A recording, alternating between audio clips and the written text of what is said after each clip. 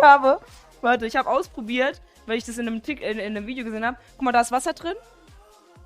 Aber wenn du so machst, dann geht kein Wasser raus. Hä? Du musst so oben halten Ja, ja. und dann ganz schnell so.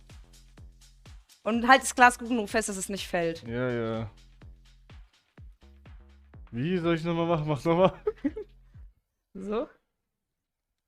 Oder andersrum.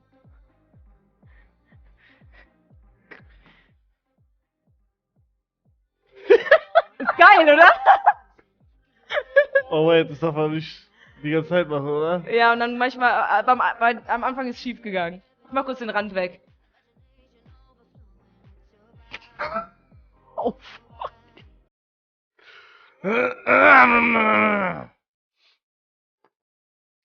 Digga, was ist das für ein Emotes?